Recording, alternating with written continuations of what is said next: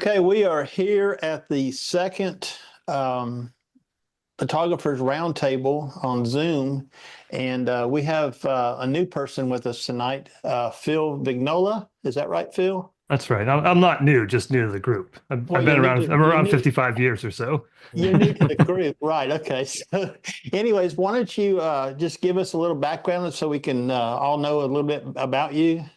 Sure. Yeah. I'm a recently retired software engineer in Durham, North Carolina.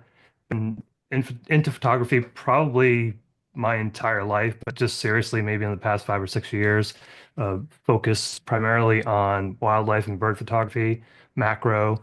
I do all other types, but really for me, especially recently since I retired, it's more about the birds, as Phil knows, and some wildlife stuff. But that's pretty much me. Yeah, amateur photographer. Don't have any. Do have a YouTube channel called Photo Fun. Don't have any thoughts that I will make a huge living or any money from this whole endeavor. But it's just for me, fun and kind of a release to get out there and into nature and enjoy my life. Yeah, that's And he kind of has he has more cameras than I do.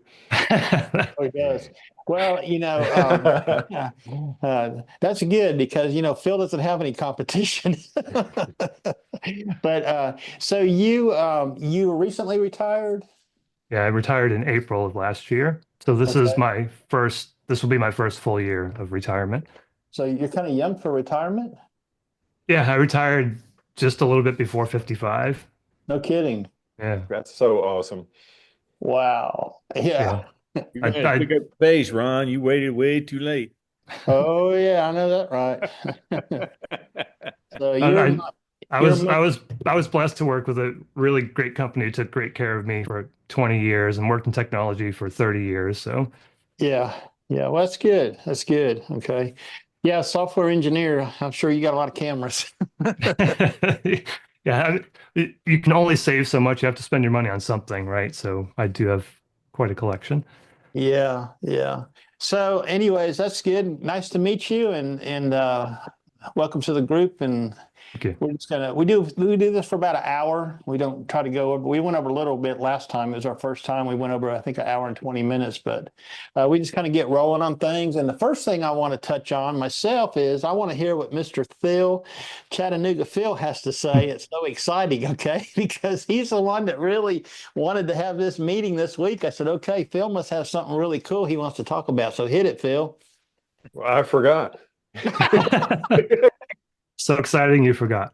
Well, let's see if I can remember. I Since want our last thing, seems like we talked about a lot of different things. Like we talked about, we listed our cameras, and I'm down a camera now Oh from gosh. from last time. I sold my M50, except MPB didn't like my M50. They liked the kit lens that I sent them, and they wanted to keep my kit lens and send me my camera back. So I had to get on the messenger and say, hey, if you're going to send my camera back, I'm going to need my lens. So much for selling a camera. I can't get rid of them. What, Let's see. Go ahead. why did they not want the camera? There's a crack on the screen, and I had a screen protector Oh, on it, and I've had a yeah. screen protector on it with a cracked screen for, I don't know, since 2018. Works great. They pulled the screen protector off based on the picture that they showed me, and it tore the screen up. So not only am I not selling my camera, I'm getting it back in worse shape than I sent it. So way to Yeah. go, MPD. Let's Yeah. see, what was the other thing? David talked about having all of his old 50s in storage totes. Hmm. And so I bought storage totes, and I've got two of them packed.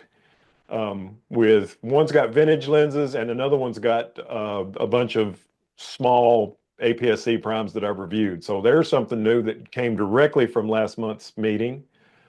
David showed us a Viltrox battery for his ZFC. Yeah. I got one on the way. He sold me. Let's see.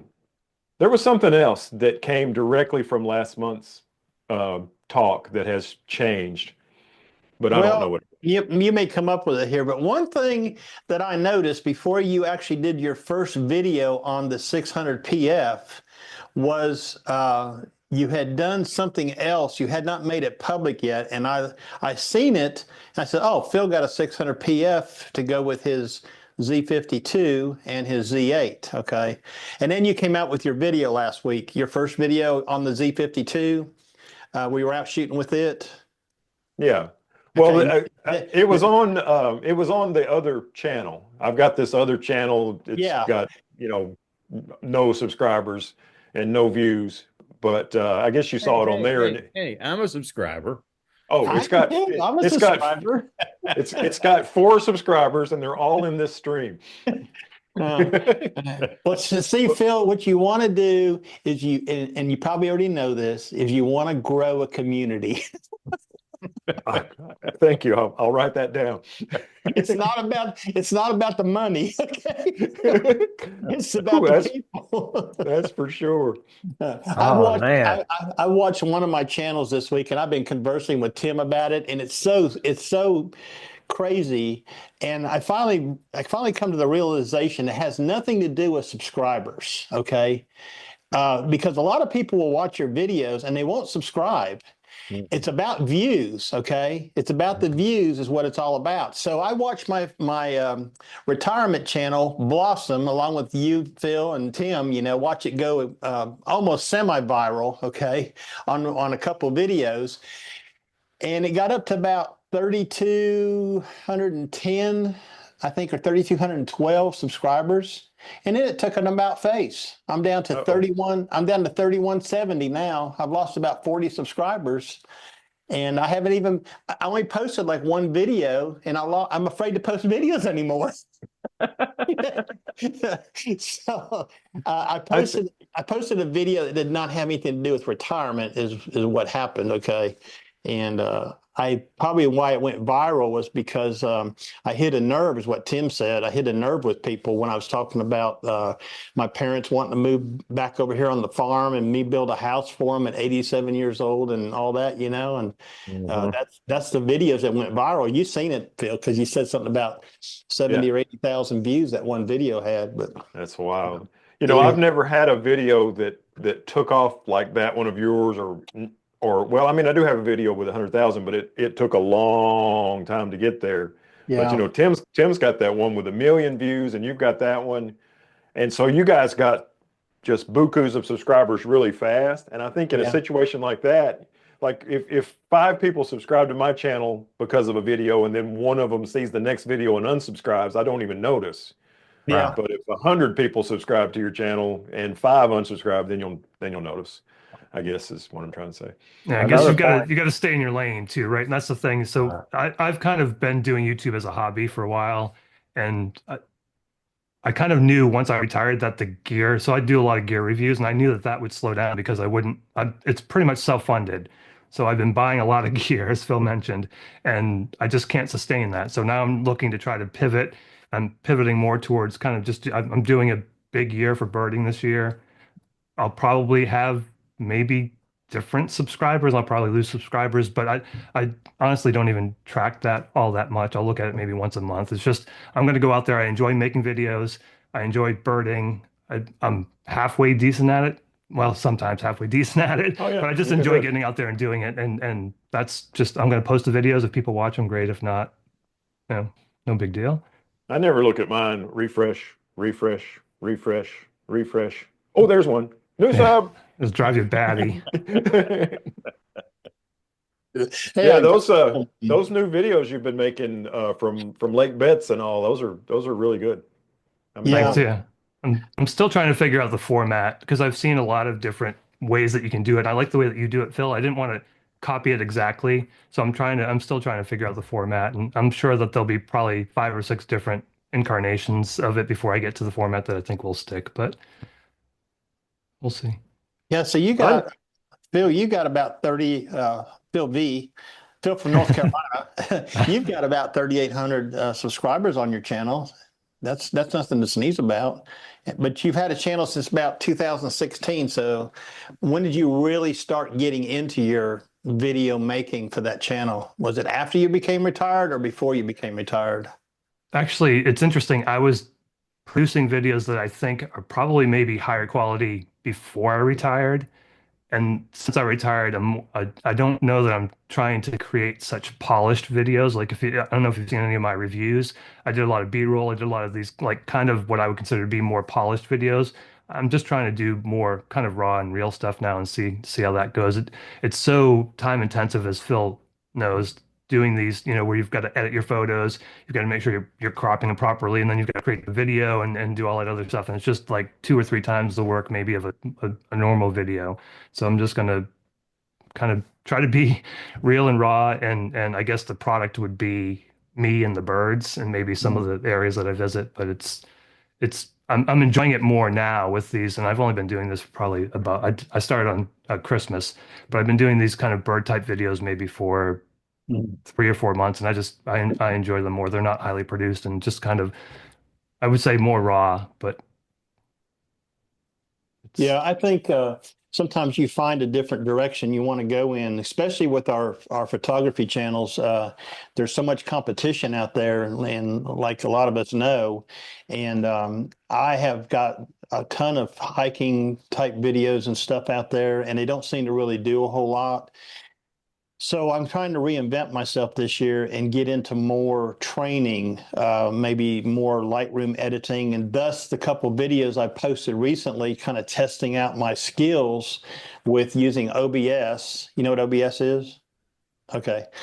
With using OBS versus having Lightroom running in the background, recording yourself, and being the whole production, and trying not to be boring at the same time.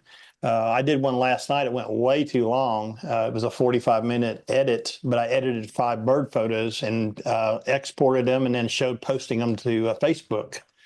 And it's not doing real well. It may get picked up by YouTube maybe and see if it does well. But yeah, I think reinventing ourselves on the YouTube channels is always a positive thing. I like the raw videos myself. I don't like really a whole lot of polished stuff. A and point you kind about of I want to. joked. Sorry, go ahead, Dave.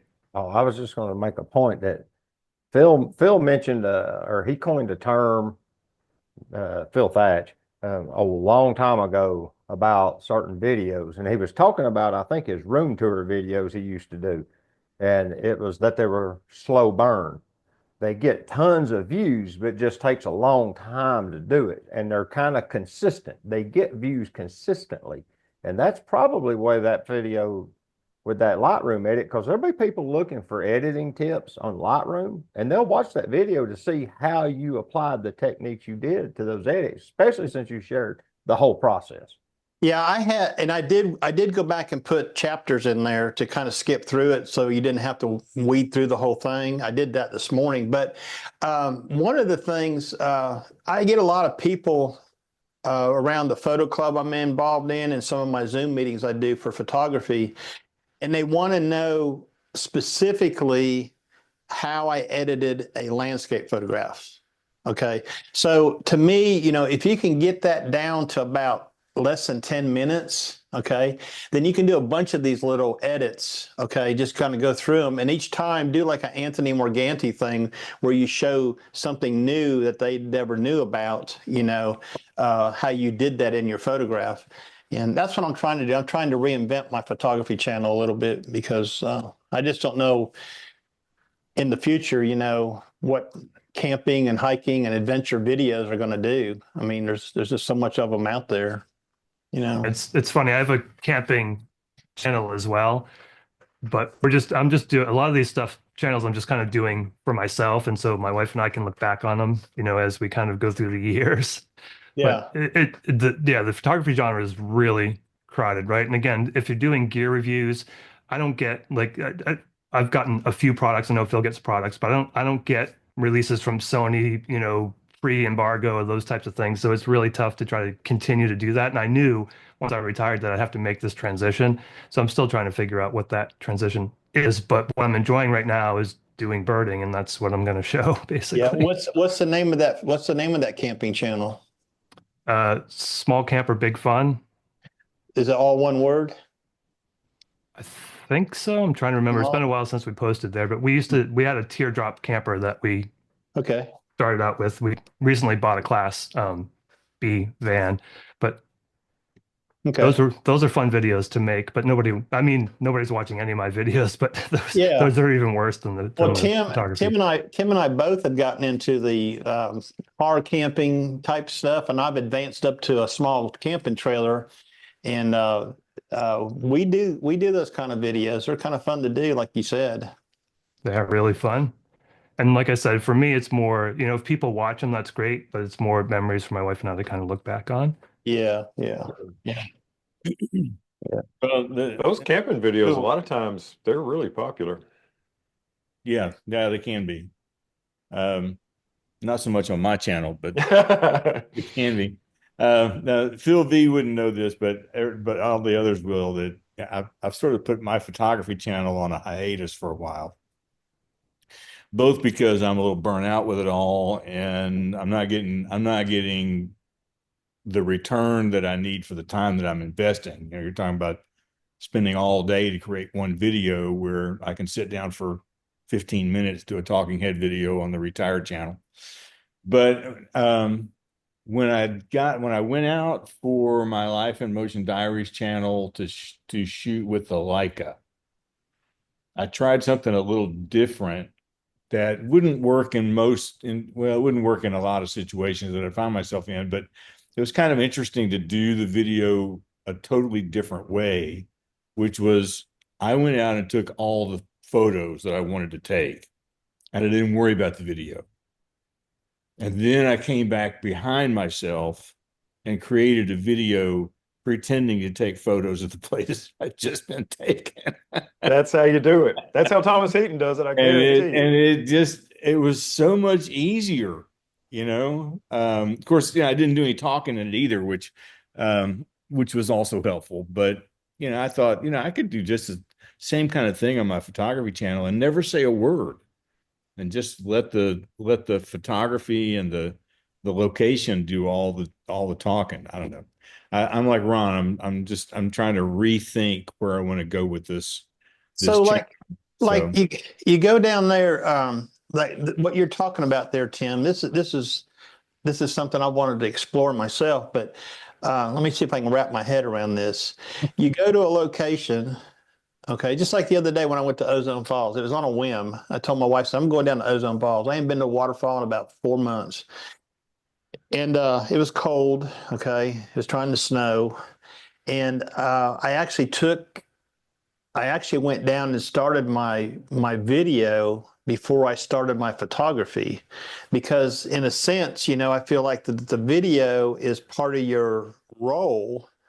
If you was to take all those pictures first, then you have to stand there and recreate the environment that you shot the pictures in. yeah, well, that's the thing is Instead of rolling like I video said, it while you wouldn't do work it. in every situation, because if I was out shooting a waterfall or a particular landscape where I'm dependent on the sky and the sun, and I want to do that video while I'm taking that picture, um, because you can't fake that light later. No, I guess that's what I was But getting at. but like when Phil Thatch and I, or when David and I have gone out doing some urban photography down in Chattanooga, I've done a lot of videos like that on my own. That kind of photography I could just as easily do, to go around and take pictures and then come back and redo the loop again and concentrate just on the video. And I kind of got that idea from somebody that I saw a few years back, and I don't remember his name. He's a UK photographer. He's not really well known, but I was enjoying his channel for a while. And he went out doing macro photography in a flower garden, and said in the video, this is what he did. He went out one day and shot all the pictures, and then he came back the next day and shot the video pretending to take the pictures.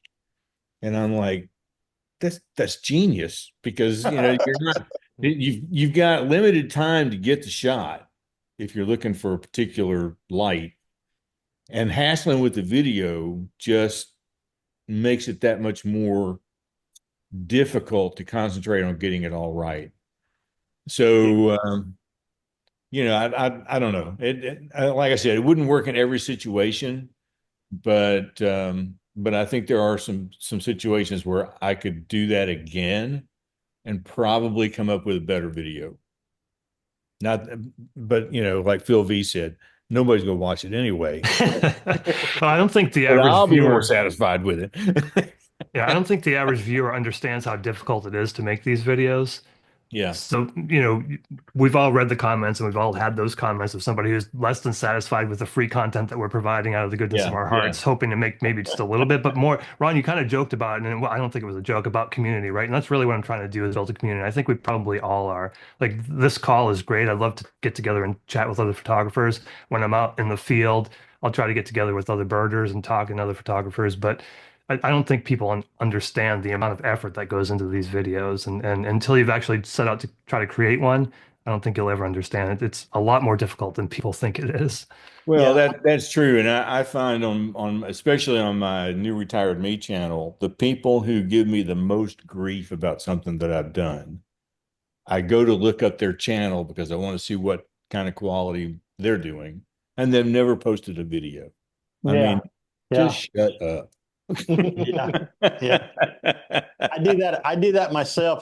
If somebody is just, being unkind to you or whatever, or they got a real smart answer, that's the next thing I do is I go click on their channel to see what they're doing. And 99% of the time they ain't got a one There's video on nothing. the Yeah. channel. They're They, just, they have no clue what goes into doing right. these kinds of things. I mean, even with the new retired me, just sitting in my studio and making a talking head video, there's a lot of work that goes into that, you So, know. yeah. So like Um, tonight, just for example, tonight, for me to prepare for this Zoom meeting, okay, it took me an hour of not only preparing and testing the video, the lighting, the audio, the whole bit, because tonight I'm using my Nikon Z50 Mark II with my AverMedia capture card and my old standby Rode Wireless Go 2 microphones, okay? What's he looking at? Oh, I was looking at your mic, but my camera's in the way. Oh, it's a Rode wireless Go 2. It's my original Rode wireless Go 2s I bought when I first started doing videos with the Osmo Action 1. Yeah, I'm using version 1. It's in my shirt. yeah, The original. yeah. On the roads. Yeah. Are you using the AverMedia capture card tonight? No, today I'm using the R6 Mark II, which it has its own capture card. You can just plug it into the USB-C port and So it'll you show can up. run a R6 Mark II as a webcam. Hmm. Oh, that's nice. Show That's enough. Can you do that with the Nikon Z50 Mark II? Maybe I haven't tried it. I I don't used my AverMedia when I used it last I time. mean, I'm using HDMI output on the camera tonight, run through the AverMedia capture, the one you told us about a long time ago, Yeah, that I got little two white of them. one, little silver one, I still got it. You know, well, I feel really, really bad because I'm just using my laptop with no microphone. I've got my dining room lights on, making me look like I'm totally washed out. And You y'all are look making me feel fabulous. bad now. Yeah, Phil and I were talking about gear, and I got an FX30, and I'm using a Tamron 17 to 28, and I've got a cam link that I'm using for video capture, and I've got a Rode Caster Pro and some mic that was actually sent to me to review. But it's amazing how much you can spend, how much time you can spend, how much money you can spend to try to get the ultimate video and audio quality. Mhm. And in a lot of cases, it just doesn't make any difference whatsoever. Yeah, after No, a few years, you just quit trying. yeah, Exactly. yeah. Well, I know when David's at home, he uses a Nikon Z50, don't you, David? The Yeah, Z50, I run it through some Amazon capture card through the HDMI out. right? Yeah, I never use the like webcam feature of the camera. I just Yeah. I pop it in. That way I can run that boom mic, which is a USB microphone. And Well, I'm not. Dave, To- just I'm go not. ahead To- and make me feel really, really bad right now and tell me what the temperature is in Florida. it's 47 here Oh. right now. I'll It be was there next about week. Actually, I'll be yeah, there this it weekend. was about 55 today when I went on my photo walk in Ybor City. Hmm. 57. Oh, my bad. Teresa checked it. 57 in Ybor City Hey. today. It was 21 when I left this morning to go on my hunt for the snow goose at my local lake, which didn't Get it? show up. Ah, Hey, I wanted to ask Phil about your totes. You mentioned those totes in the beginning of this broadcast. How big are these totes? Here, let me show you. And you guys are going to be so proud of me I would love to see it. I would because I love to. got pants on this week. Yeah, he had jammy pants on last week. Yeah, I was wearing a button-down collar shirt Jammy and, pants. and pajama pants. That's always an embarrassing moment when you get up. So I always try to cut the video off when I leave the room. Sometimes I got to leave the room for a health break, and when I'm doing a really long Zoom, and I'll just cut the video out. And you'd be surprised when you do that. Everybody says, "Where'd Ron go?" Well, Ron didn't go nowhere. He just cut his video out. Okay. Yeah, I like to see this tote that he put all these lenses in. I'm kind of curious about that. I bought mine from one of the tool stores in Pigeon Forge, and they're Yeah. the flip lid style organizers, and they're about 4 inches deep, maybe 2.5 feet wide, 15 inches tall with a Okay. handle. Mine don't look like that, but that's a good idea. Did that I come? like this. This came from Walmart. I know. It's a Sterilite I got 13 it. and a half by 8 by 4 and some fraction that's hard for me to see even with my reading glasses on. What do you got in there? Let's see. I've got whatever the hell this is. I've got a Fuji. It's a lens, Phil.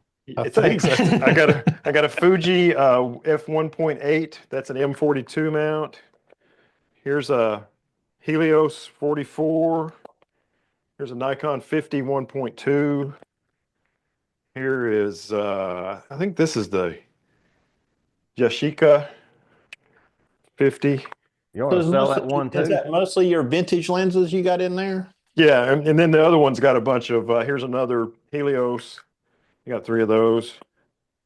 And the other one's got a bunch of Viltrox and stuff. This is the David Sailor's edition Pentax lens, the 28 f3.5 that has it's got the 3 orange. If you put it on f8 and then line up the focus onto the little orange dot, everything's in focus basically.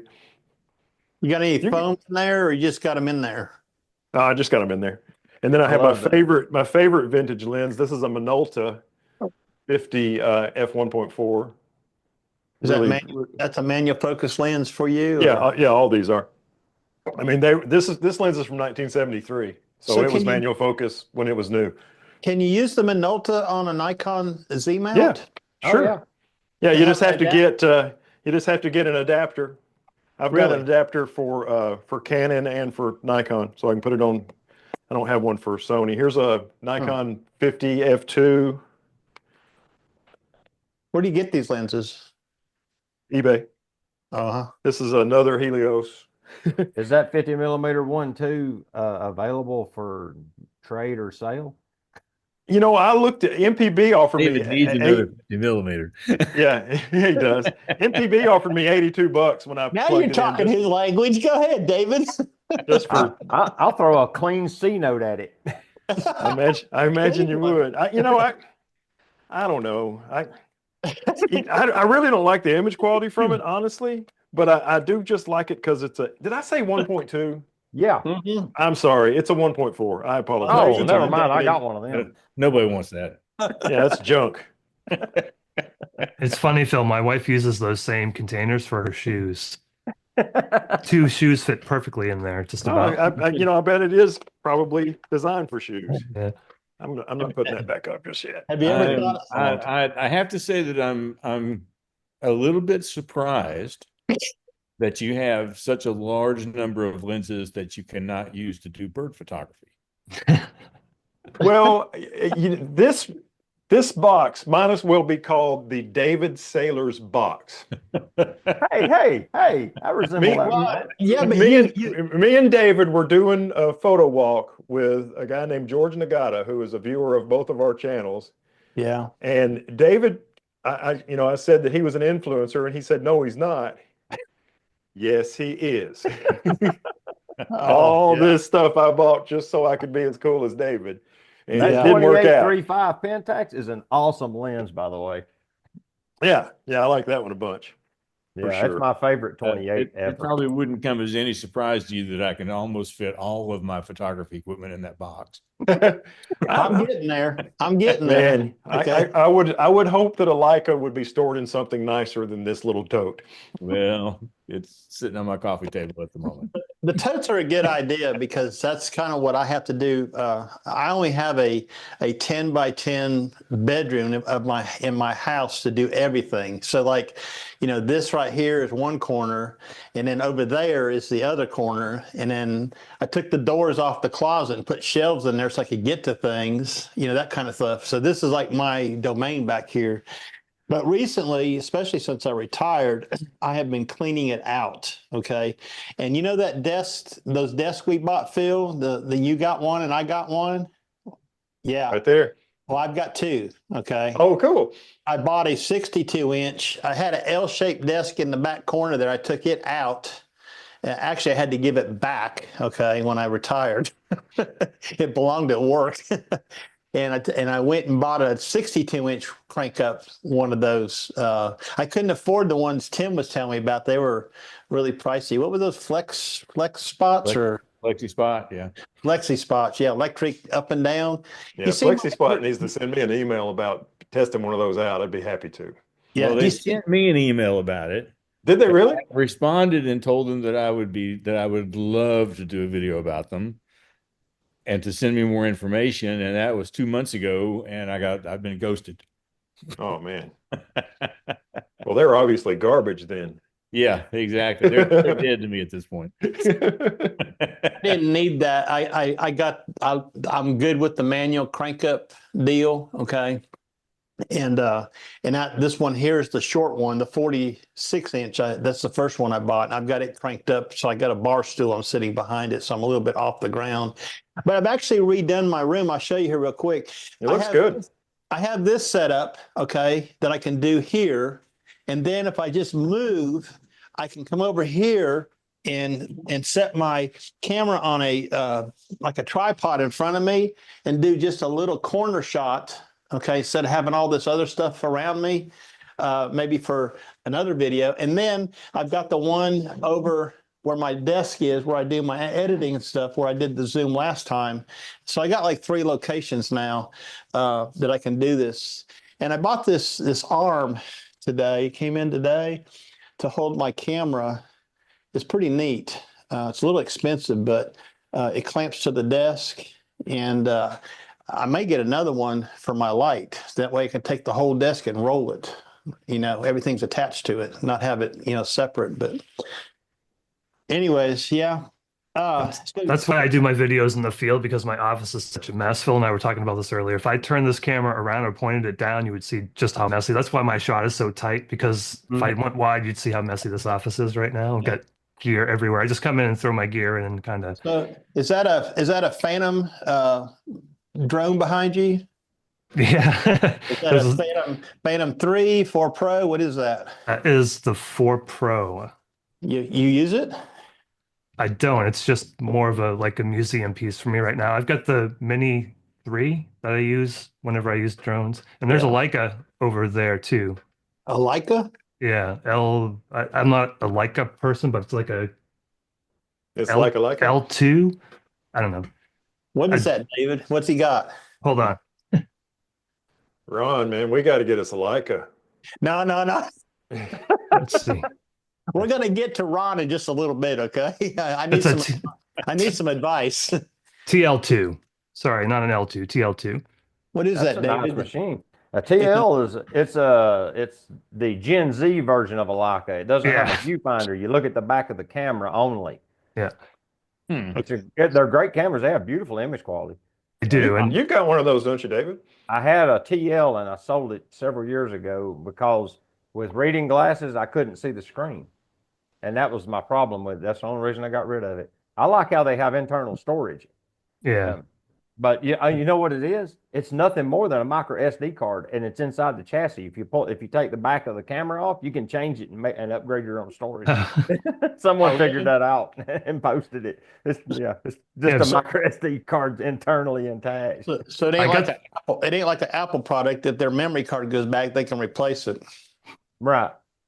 yeah, But B&H had a great deal on this, and I picked it up for almost nothing comparatively. They had one left. It must have been sitting in their stock for a while. They marked it down quite a bit, so I grabbed it. yeah, Leica discontinued all of their APS-C products. They Yeah. don't make anything APS-C anymore. That's Really? why that's why they were trying to get rid of it. I have a CL. I love it. It's a great little camera. It's like the big brother to that one. And I don't know why. I guess they just wasn't moving well enough. But yeah, they now only make full frame products for Well, And cameras. I, do all the Leica camera, do any of the Leica cameras have interchangeable lenses, or are they all fixed? All of them we talked about so far. That TL2 yeah, does, my CL does, my SL2 and CL and that TL will all use the same lenses. But Tim has a Leica that Yeah, has a the one I bought doesn't change lenses. It's got a fixed 28 millimeter. fixed lens. Mm-hmm. What's that? that is an Oh, X1, oh, it's a Leica. another like pocket camera basically. Uh-huh.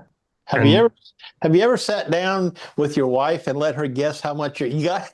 You oh got no, are you kidding Do me? not ever do No. that.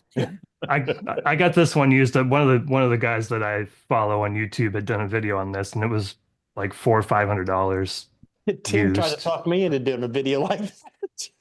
No, I said, don't are do you Yeah. that. crazy? All I told her was, if I die, do not give it away. I won't tell her how much I got.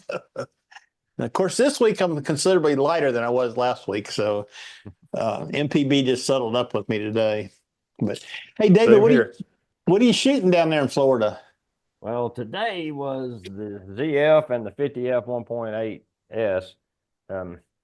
Yep, there you go, Phil. Yeah, it was knock on all the way today. I also brought my SL2 and the 50F2 Summicron L. Was you doing walk around stuff? Yeah, yeah, I just wandered around the city. So did you take the 500 PF with you? No, it ain't even here. It's at home. I wasn't anticipating being able to do wildlife photography while I was here. Okay. So I just didn't even bring it. Yeah.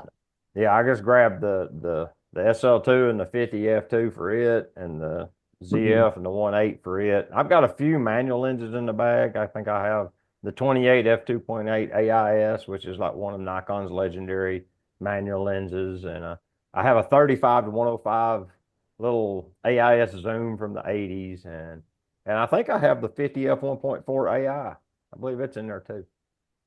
They're over there behind the computer. Were you on vacation or you on business? Yeah, vacation. For me, Teresa's doing classes. So while she's in class, I go do photography. You're one of them tag-along husbands. I got you. That's me too. Nice work if you can get it. Yeah. When you going to Florida, Phil? Pretty soon, ain't it? Yeah, I'm going. we're going. Oh, Oh, sorry. sorry. You go first.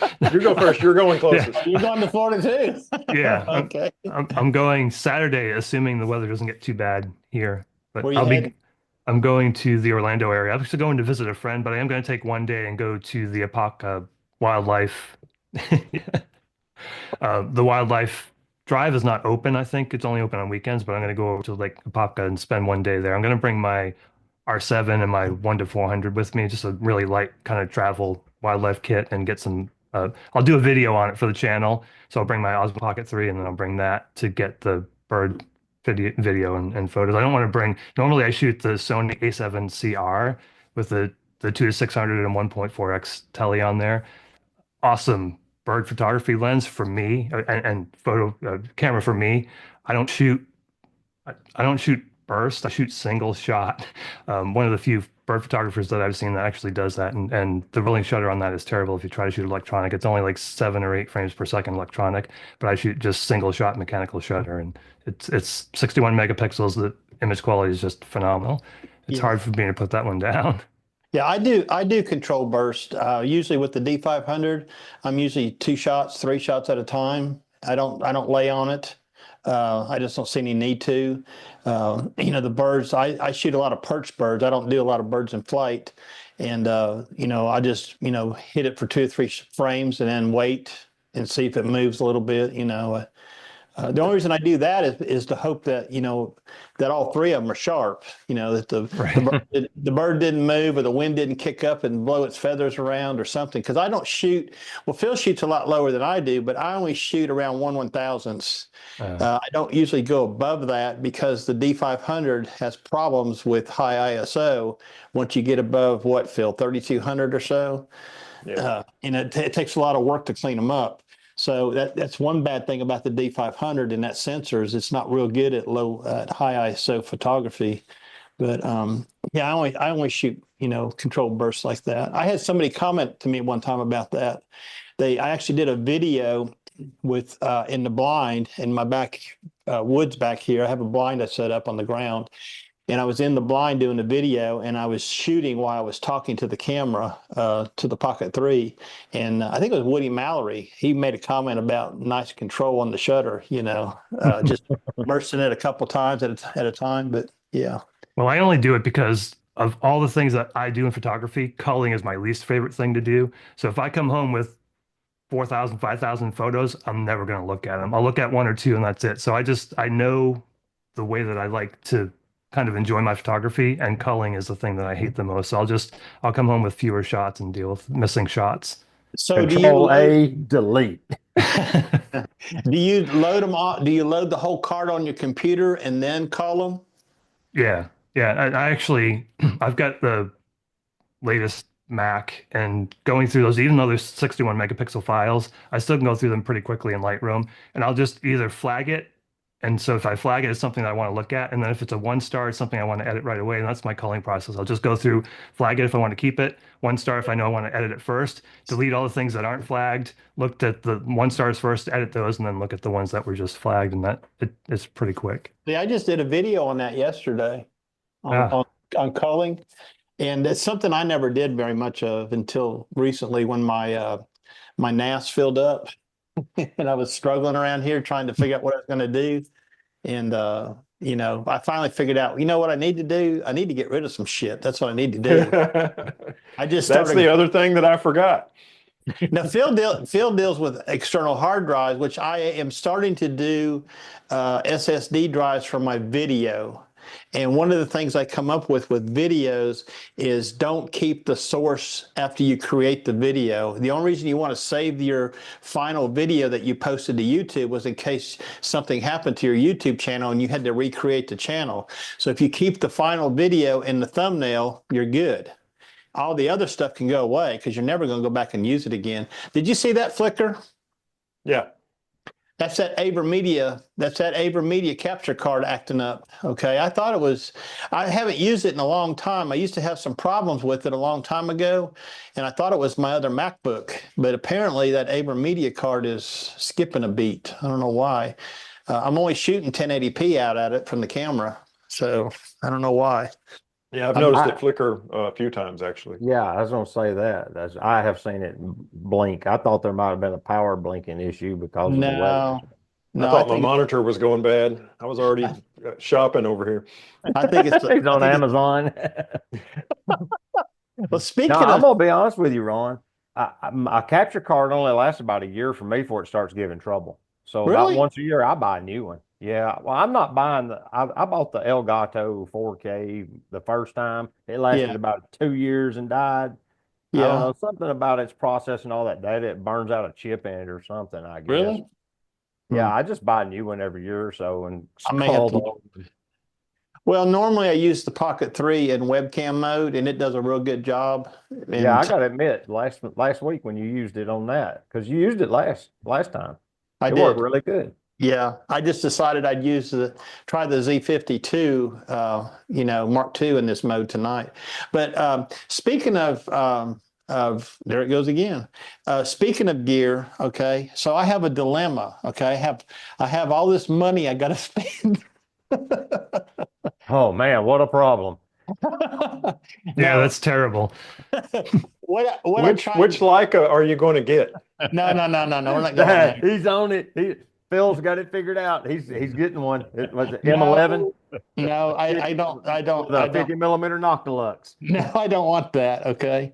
That- you know that what- Noctilux lens is $14,000 for a 50 mil. Sigma makes a 500 millimeter 5.6 for the L mount Alliance that's the same size and image quality as a 500 PF. Really? Look at nice. that. Be good So on he that can- L mount. Yeah. But for L 40, mount Alliance. but for 4,800, you can get a 600 PF and, go that route too. Highly Yeah. recommended.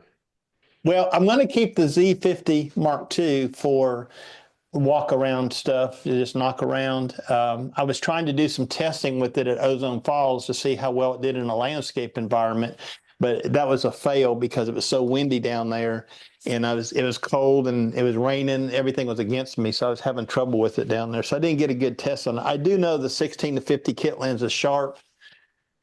I'm not sure it's wide enough for what I want to do. I may have to look at a wider lens for it. But anyways, I did take the 10 to 20 DX lens, the AFP version, which is a very reasonably priced lens. And I did do some test shooting with it. But again, the day was terrible. I couldn't get anything to happen right down there. I need a different day, actually. But Is that, hey, Ron, is that 10 to 20? Is that the DX F mount? yeah. Yeah, that's the one I use on my Z50 at home when I do my studio webcam stuff. Yeah. That's So- a great lens. Yeah, I know. Well, I'll show you right here. It's a let's see if you can see that. It's got a plastic mount.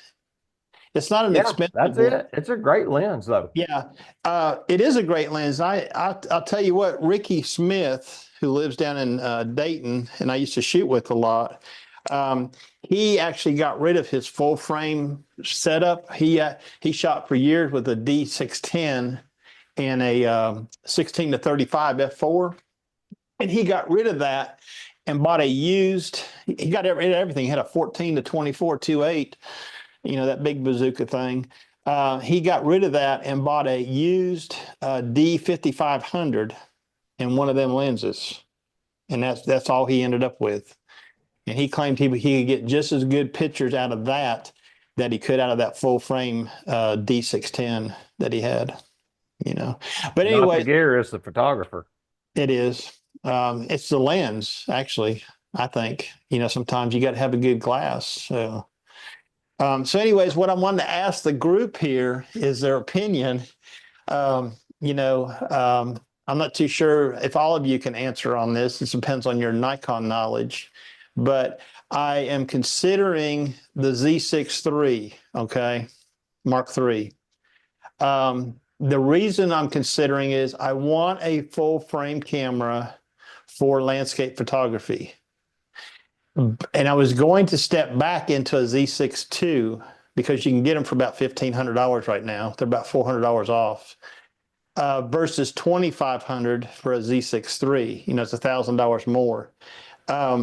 Money is not the issue here. Is what do I actually need? Okay, and I'm shooting what wildlife I do shoot with the D500 and the 500 PF. I do have a Nikon 180 to 600 Z mount. Okay, that'll go on the Z50 Mark II for wildlife photography. Yeah, and does a man go forward into the Z6 III, or does he step backward into the Z6 II for a landscape type photography? One more thing I want to add to this. One of the reasons I jumped into the Z8 was for the video capabilities, okay? Being able to do videos with wildlife. Unfortunately, in the last year that I owned it, there was hardly any video done with the Z8, okay? There was some, but hardly any of it was done with the Z8. So the Z8 it was too big and heavy for me to carry. And I just decided it was time to part ways with it. So it did go to MPB and it did get settled today. Anyways, what do y'all think? Should I go backwards into the Z6 II, or do you think I should go forwards into the Z6 III? I think You got to think like a about what's SM3 different. ROM. Sorry, go ahead. Go ahead, Dave. I'm sorry, Phil. You actually have a real answer. So Oh. you go first. Well, you got to think about what changed between the Z6 II and the Z6 III. The Z6 II has the same sensor as the original Z6. It's the same sensor that's in the ZF. It's a good sensor for low light. It's got great dynamic range. The Z6 III has what they call a partially stacked sensor. It's got a faster readout, so it's better for action. But a consequence of that faster readout speed is less dynamic range. So if you're actually buying it for landscape photography, I think you should get a Z6 II. If you want to do some sports, birds in flight action, then the Z6 III is the way to go. Yeah, I'm not really that kind of shooter. Okay. Even though, I think I want to be, but I don't. Okay. I really want to step back more into my landscape roots. Before, well, it's probably been the last couple of years I have branched out. Um, yeah, probably since 2019. So what I did to kind of reinforce my decision here, I went through my Lightroom catalog and pulled up my metadata to see. I looked at all the photographs that I took. The best year I had for landscape photography was 2018. Okay. There are more keepers, more printed images out of that year. The camera I used that year to produce all those images was a D7500 and a 12 to 24 f4 AFS lens, which is a DX lens. The majority of those were done with that camera. When I went to the Z6 II, I moved from the D7500 to that, okay? And I was quite happy with the images out of it using the 14 to 30 f4 lens, okay? So, and that's another thing too. I still have the 14 to 30 f4, and now instead of a 24 to 70, I have a 24 to 120 f4. Okay. So I'm got the landscape lenses I need. It's just the body I lack. Okay. Well, So you've got the D7500 sensor is that 20.9 megapixel sensor. It's the same sensor that's in it. It's in the D500. And guess what else it's in? yeah, It's in the Z52 that's filming you right now. So if that's the sensor you like, you've already got it. You just get that same lens and you'll be ready to rock and roll. yeah. So you're talking about using the 12 to 24 Or on whatever lens it was that you had such success with this your one, D7500. this one right here, the 12 to Yeah. 24 f4. Yeah. Just get your FTZ adapter and put that on your Z52 and you're back in business. Maybe I should try that. Now, Yeah, you missed the point, Phil. The point is he's got a lot of money. that's and- right. Money's no object. No, the point He could is, fix up the camper. the camper's okay. Here's the point, okay? The point is this, okay? $4,800. This will have to be my last camera purchase forever, okay? I can't. Oh no. I don't I believe can't. it. That's crazy Nobody talk. in this I'm group signing off. believes it. Good night. Yeah, okay, yeah, me too. Yeah. That's not what you came here for. Okay, I'm back. That I'm 24 to not here for them 120 kind of lens, though. lies. But and $1,000 less, okay, for a new one. I could probably get a refurbished for about $900 or $1,000 from Nikon, but for a brand new Z6 II, it's $1,000 less than the Z6 III. And that's what I wanted to, that's what I wanted to ask. Well, can I ask you a question? Yeah. Do you prefer the Z, I'm gonna say Z6 style body over the ZF? Because the ZF and the Z6 II have the same sensor, right, Phil? Yes, sir. Yeah. Yeah. And it's got IBIS. It's got all that eye and face detect stuff built into it. I got, you can get them from MPB in like new condition for pretty reasonable money, like less than $2,000. For what? For a ZF. They had a stack of them when I was looking for mine. Well, isn't a new one like $19.99?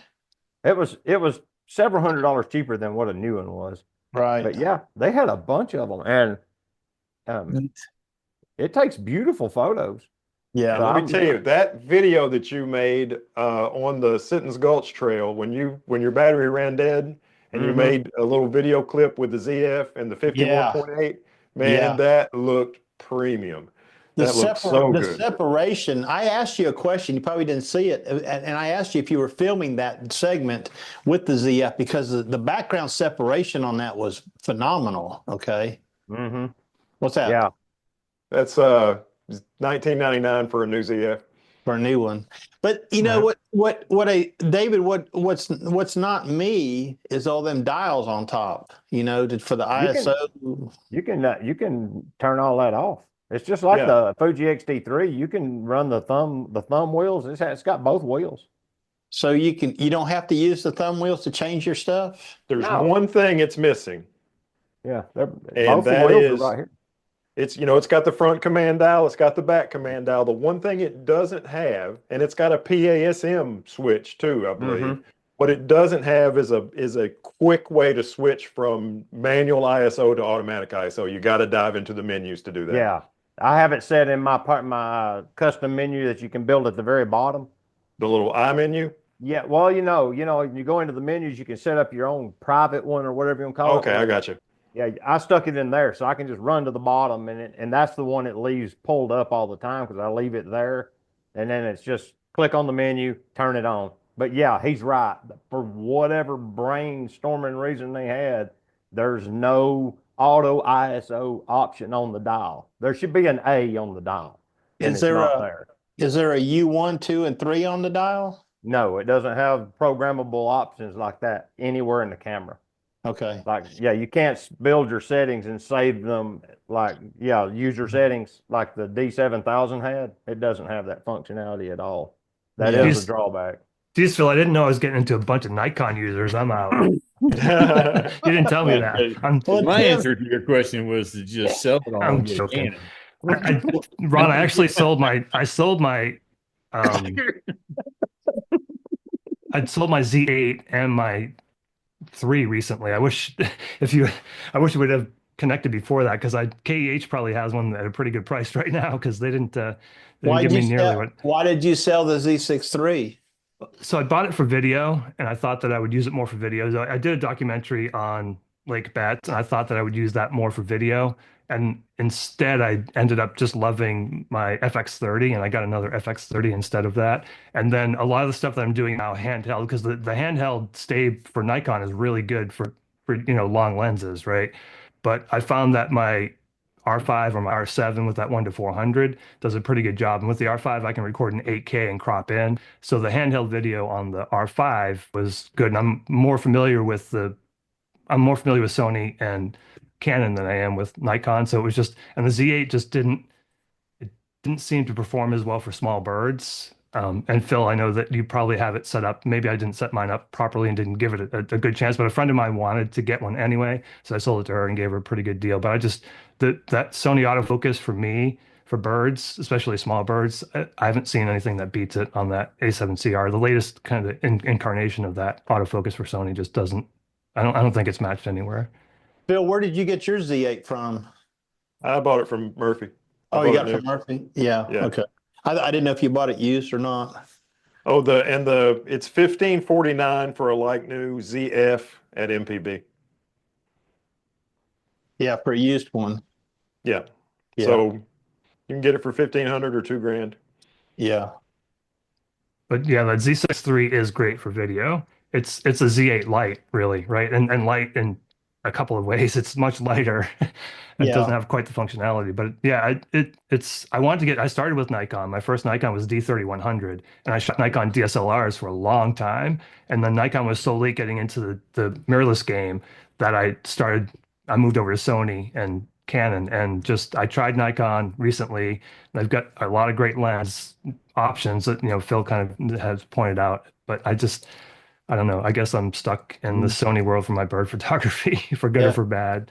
So Tim, I want to hear about this Leica and you're in David's walk on with it. How did you like that camera? Well, I'm learning to love it. The day I went out with David, How It's many keepers did you get from that trip? well, maybe one, but it wasn't worth it.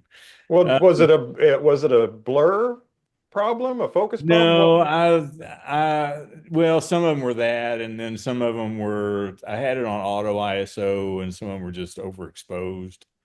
Um, and so I came home after that, made a few adjustments. One of the things too is that what I didn't realize, David pointed out to me, is because it will shoot either in directly into DNG, doesn't shoot RAW, shoots DNG or it shoots JPEG. And in the JPEG setting, you can set it to shoot 28 millimeter, 35 millimeter, 50 millimeter, and maybe 70 something millimeter. I don't remember what the last one. There's 4 settings there. And when it came to me, the JPEG was already sitting at 50 millimeter. And it said that up in the corner, and I was like, why is it saying 50 millimeter? I don't understand what's going on. So, I didn't have any clue what I was doing with it when I went out with David. So I went back and I made a few adjustments to some of the settings and how I could get to things easier before I went out to Sculpture Park. And at Sculpture Park, I think I had the ISO pretty much set at 200 for the day. It was kind of overcast.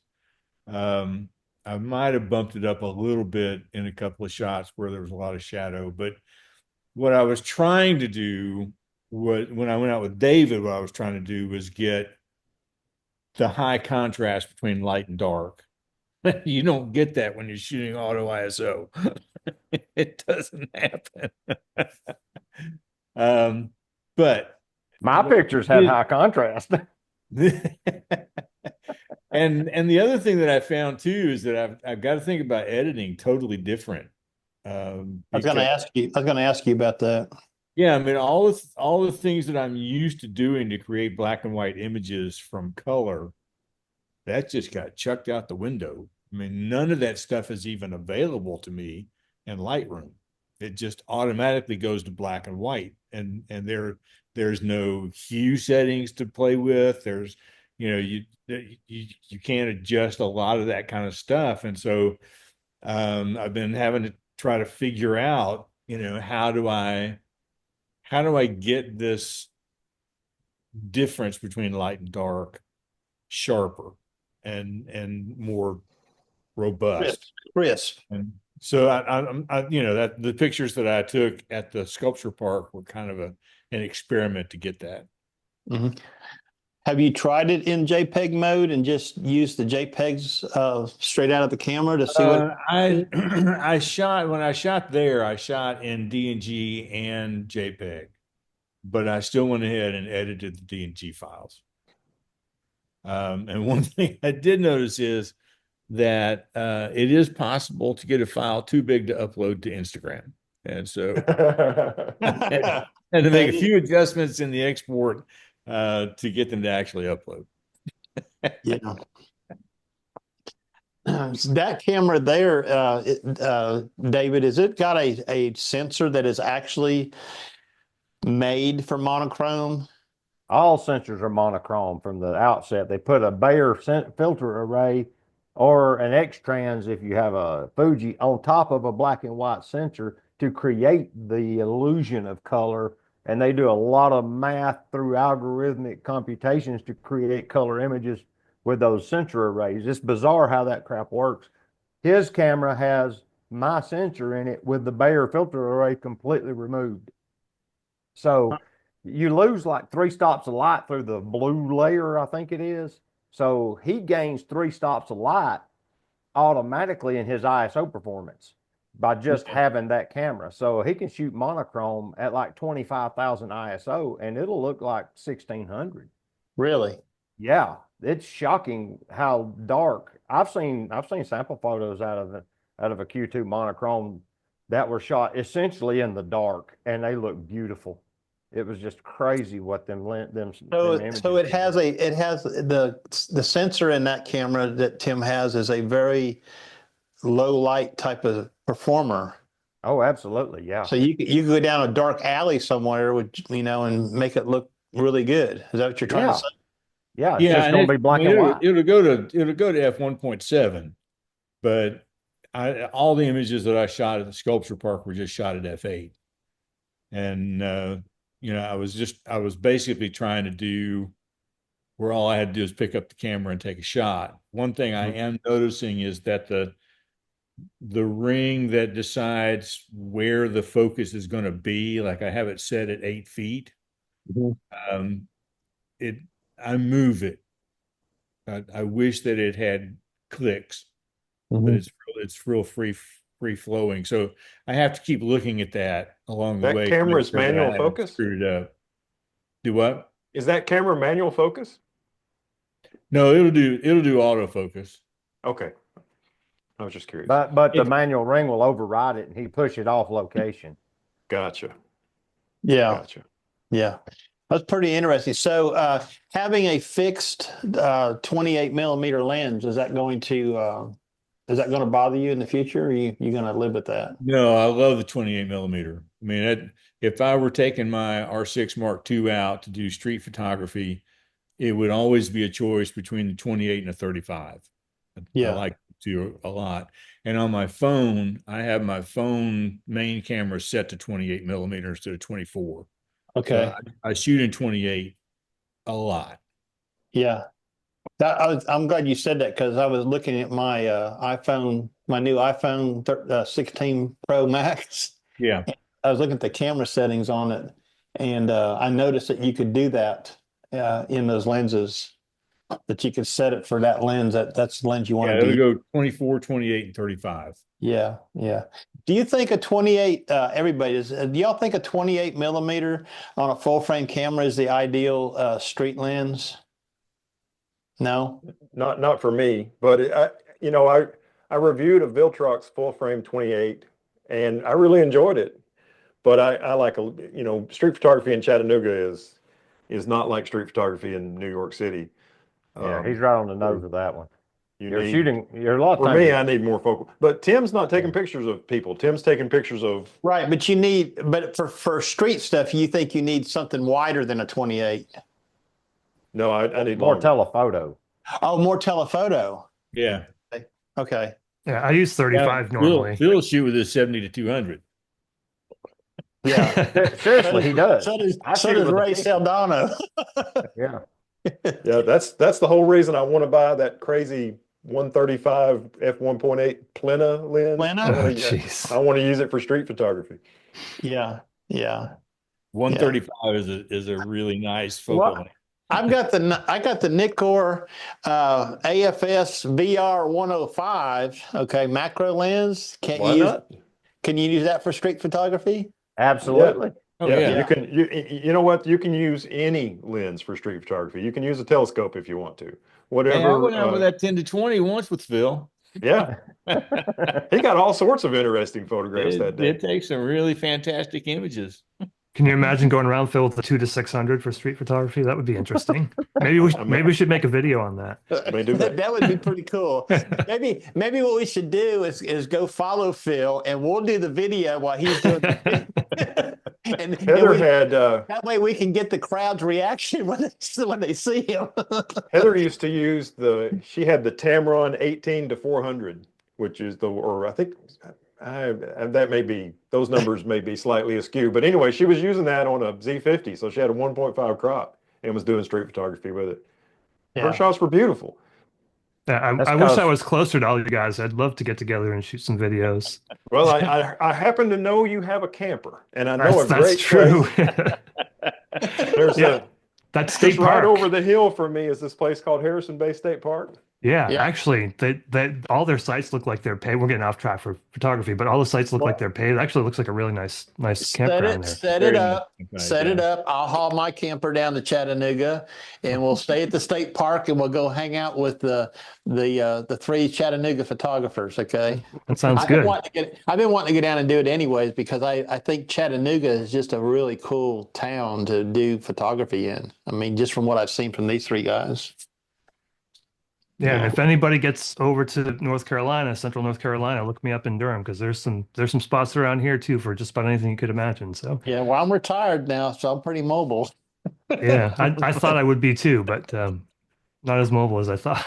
You Yeah. should, Ron, you should look at some of his videos he's made from Lake Betts. I've seen some of them. Yeah, I was on his that's channel a- yesterday. Yeah. that's a cool spot. I would love to visit there if it wasn't so far. It's an amazing spot. Yeah. We've had two snow geese there. So we are hundreds of miles from the coast, right where the snow geese would normally go. And this is the second, we saw one yesterday. This is the second snow goose we've seen there. But we've got all kinds of interesting visitors there. But there's been, I think, in that one spot, it's a really small lake, like 186 different types of birds reported there all time. So it's a pretty good size hot spot for such a small area. If you study the flyways, okay, the Eastern Seaboard Flyway and the Appalachian Mountain Flyway, you're right in the middle of the two of them. Right. Yeah. So you would get an overflow from both of those flyways. And a lot of them birds just stop for the winter when they find a good place to stay. They don't care, really. The last couple of days, I've had two flickers, northern flickers in my backyard, and I've never had them before. And I feed birds. I feed them in my backyard. Yeah, me too. Yeah. So, I mean, but well, anyways, we are at 1 minute and 1 hour and 10 minutes. Okay. And I'm going to end the video recording, and want to thank everybody for showing up and being part of the second what do we call it? The Photographers Roundtable? Is that what we called it? Okay. Y'all have a good night now.